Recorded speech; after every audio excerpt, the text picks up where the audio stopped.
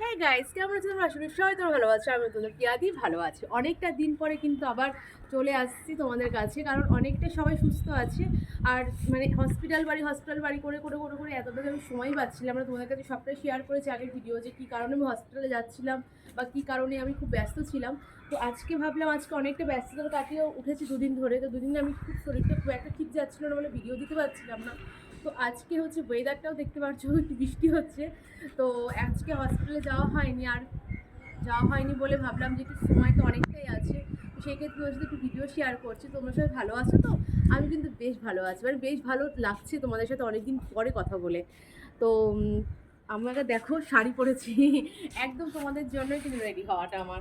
শাড়ি পরে একদম ছাদে চলে এসেছি। আজকে কিন্তু আমার সাথে এসে গেছে আমার রূপসা দেখো, অনেক দিন পর রূপসা এসেছে আমাদের বাড়িতে। মানে একদমই আমি কাউকে সময় দিতে পারছিলাম না, রূপসাকে না রাইকে না বাবুকে কাউকে সময় দিতে পারছিলাম না। মানে আমি খুবভাবে ব্যস্ত ছিলাম। তো আজকে আমি অনেকটা ফ্রি হয়ে ভাবলাম যে না, তোমাদের সাথেও একটু সময় কাটানো দরকার আমার, কারণ তোমাদের সাথে অনেকদিন অনেক কিছু আপডেট দেওয়া হয়নি। তো চলো, ভিডিও শর্ট ভিডিও আসছে, কিছু কিছু একটুখানি কিছু রিল করবো, কিছু শর্ট ভিডিও করবো, তোমাদের সাথে সেটা সব কিছুই শেয়ার করবো। তো তোমরা সবাই ভালো থেকো, সুস্থ থাকো, আর আমার ভিডিওর জন্য অবশ্যই ওয়েট করো। টাটা।